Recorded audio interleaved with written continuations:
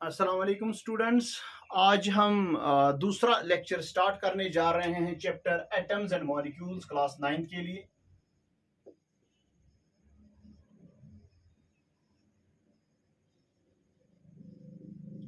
Last lecture में हमने पढ़ा था law of conservation of mass.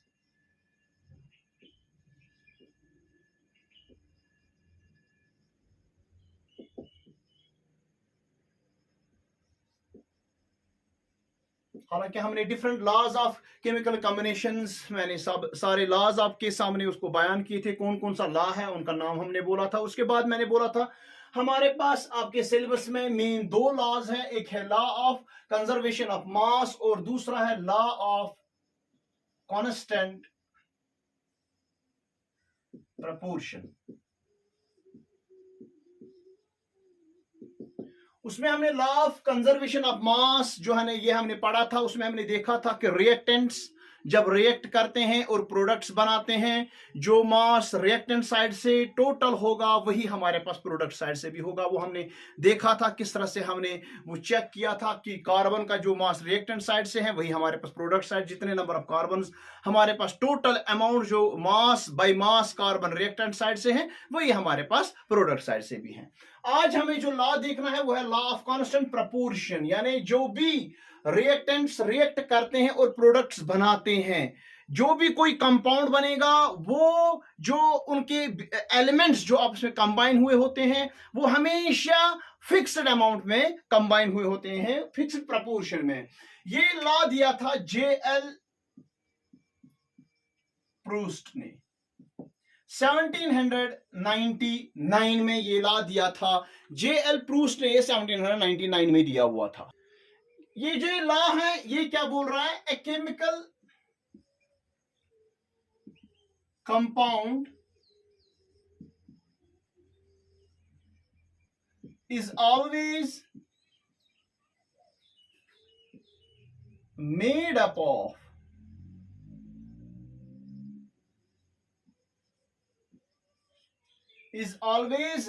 of same elements, is always made up of same elements। अगर हम देखेंगे वाटर, उसमें हाइड्रोजन और ऑक्सीजन होता है।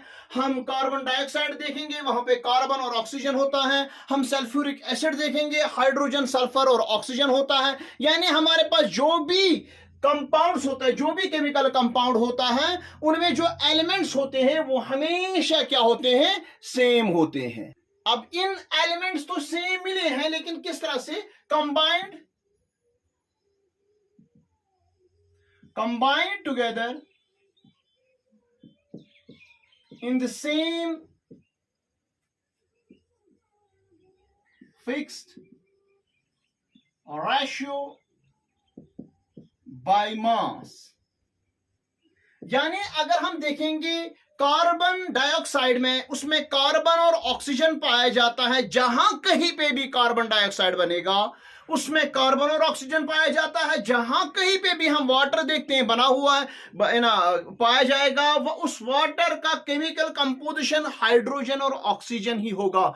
इसी तरह से हम डिफरेंट कंपाउंड्स का देखेंगे, उनमें जो एलिमेंट्स हैं वो सेम है। खाली सेम होना काफी नहीं है, मतलब ये नहीं है कि कहीं पे वाटर H2O होगा, कहीं पे H3O होगा, कहीं पे H2O3 होगा, कुछ ऐसा होगा, वैसा कभी भी पॉसिबल नहीं है। बल्कि नो डाउट सेम एलिमेंट्स हैं। पहले जब हम इस डेफिनेशन की ओर देखते हैं, chemical compound is always made up of same elements. लेकिन क्या same elements? combined together in the same fixed ratio by mass। यानी इसका मतलब ये है कि ये जो एलिमेंट्स हैं इनका खाली सेम एलिमेंट एक कंपाउंड में होना काफी नहीं है, बल्कि उनका फिक्स्ड रेशियो भी जरूरी है। यानी वो हमेशा जब भी वो एलिमेंट, जो एलिमेंट्स हम देखते हैं, कार्बन और ऑक्सीजन हम मिलाते हैं तो कार्बन डाइऑक्साइड बनता है, तो फिर वो कभी कार्बन मोनोऑक्साइड भी बन सकता है। तो फिर क्या अगर हम कहते हैं खाली इतना ही, तो फिर कार्बन मोनोऑक्साइड भी जो CO है ये भी फिर कार्बन डाइऑक्साइड का प्रॉपर्टीज दिखाता। कार्बन डाइऑक्साइड है ही ये, यानी इन दोनों की फिर सेम प्रॉपर्टीज होती, लेकिन ये सही नहीं है। बल्कि हम क्या कहते हैं? A chemical compound is always made up of same elements. Same elements combine together, यानी सेम एलिमेंट्स कंबाइन हो, यहां पे भी एलिमेंट है कार्बन ऑक्सीजन, यहां पे भी एलिमेंट्स है कार्बन ऑक्सीजन, सेम एलिमेंट दोनों जगह पे है, लेकिन क्या in the same fixed ratio by mass. जब हम इनका रेशियो देखेंगे मास का और इसका रेशियो देखेंगे मास का, वो टोटली डिफरेंट होगा हमारे पास। यानी इसका मतलब है कि डिफरेंट कंपाउंड जो होंगे उनके डिफरेंट एलिमेंट्स होंगे। नो डाउट कहीं पे हमें ये कंपाउंड भी इनमें सेम एलिमेंट्स पाए जाएंगे, लेकिन इनका जो रेशियो होगा वो डिफरेंट होगा, तब जाके ये डिफरेंट कंपाउंड्स कहलाएंगे। अगर इनका रेशियो सेम होता तो फिर ये डिफरेंट कंपाउंड्स नहीं होंगे। जैसे अगर हम हमारे पास कार्बन है, कार्बन को जब हम हीट करेंगे वो ऑक्सीजन के साथ मिलेगा, वो बनेगा कार्बन डाइऑक्साइड, ठीक है। इसी तरह से अगर हमारे पास कैल्शियम कार्बोनेट है, इसको जब हम हीट करेंगे ये डिकम्पोज हो जाएगा, ये क्या बनेगा, कैल्शियम ऑक्साइड बनेगा और कार्बन डाइऑक्साइड वहां से रिलीज हो जाएगा। यानी दोनों सूरतों में हम देखते हैं कार्बन डाइऑक्साइड बनता है, दोनों सूरतों में कार्बन डाइऑक्साइड बन रहा है। यानी यहां पे भी कार्बन डाइऑक्साइड बन रहा है, यहां पे भी कार्बन डाइऑक्साइड बन रहा है, यहां पे भी सेम एलिमेंट्स हैं, यहां पे भी सेम एलिमेंट्स है, तब जाके हम कहते हैं कि दो एलिमेंट्स सेम दो एलिमेंट्स ने एक कंपाउंड बनाया हुआ है। लेकिन वो कब पॉसिबल है, जब हम इनका रेशियो भी सेम चेक करते हैं। वो किस तरह से है, अगर मैं अब इसी कार्बन डाइऑक्साइड को ले लेता हूं, कार्बन का एटॉमिक मास है 12, कार्बन का एटॉमिक मास है 12, इनका रेशियो जब देखेंगे कार्बन और ऑक्सीजन, यानी किस प्रपोर्शन में आपस में मिले हैं बाय मास, किस प्रपोर्शन में बाय मास, किस प्रपोर्शन में मिले हैं। कार्बन का मास है 12 एटॉमिक मास यूनिट, ऑक्सीजन का है 16, और लेकिन ये दो हैं, बनेंगे 16:2, वही बनेगा 12:32, यानी इनका रेशियो जो है वो है 12:32। लेकिन जब इसको हम सिंप्लीफाई करेंगे वो क्या निकलेगा, 4 3 are 12, 4 8 are 32, यानी 3:8 रेशियो इनका है।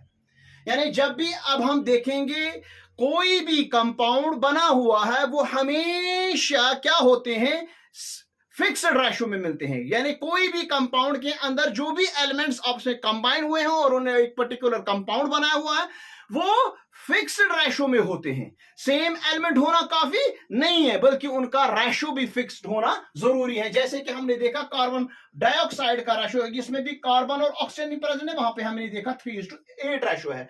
अब अगर हम कार्बन मोनोऑक्साइड की बात करेंगे, ये 12 है, ये 18 है, 16 है इसका एटॉमिक मास, 4 3 are 12, 4 4 are 16, यानी 3:4 रेशियो। आप देखिए इसका रेशियो है 3:8, इसका रेशियो कितना है, 3:4 रेशियो है इसका। यानी सेम एलिमेंट्स होना काफी नहीं है, बल्कि वो उन रेशियो, उन एलिमेंट्स के बीच में सेम एलिमेंट्स होना काफी नहीं है, बल्कि उन एलिमेंट्स के बीच में रेशियो भी होना फिक्स्ड जरूरी है, तब जाके वो एक पर्टिकुलर कंपाउंड बनेगा। यानी अगर हमने 3:8 रेशियो में लिया तब जाके वो कार्बन डाइऑक्साइड बनेगा। अगर हमने 3:4 रेशियो में कार्बन और ऑक्सीजन को लिया वो कार्बन मोनोऑक्साइड बनेगा, ना कि कार्बन डाइऑक्साइड बनेगा। इसी तरह से अगर हम वाटर को ले लेते हैं,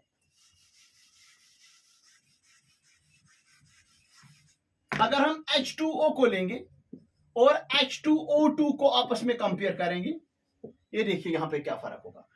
हाइड्रोजन का 1 है, 2:1 ऑक्सीजन का वही 16 रहेगा।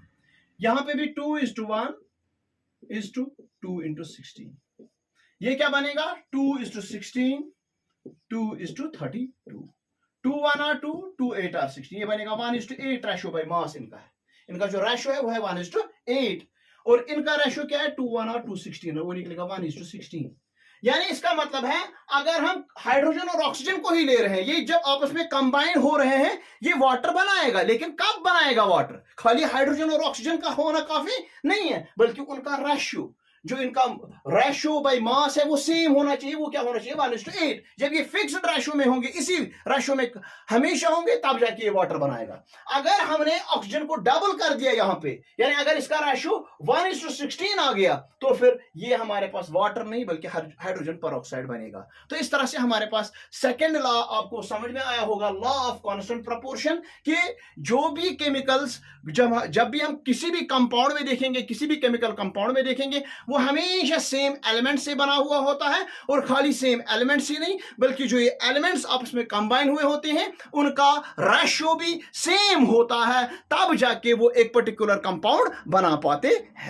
तो ये था हमारे पास सेकेंड लॉ। अब हम इंशाल्लाह नेक्स्ट वीडियो में हम आएंगे डाल्टन्स एटॉमिक थ्योरी की ओर। उस डाल्टन एटॉमिक थ्योरी को देखेंगे, उसको आप अच्छे से समझेंगे क्योंकि ये बहुत इंपॉर्टेंट है, ये लॉज भी और डाल्टन्स एटॉमिक थ्योरी भी, क्योंकि आपको क्लास 11th में फिर से रिपीट होने वाला है। तो इस वक्त अगर आपकी बेस क्लियर हो जाती है तो फिर आप क्लास 11th में अच्छे से समझ पाएंगे। अच्छा, वस्सलाम।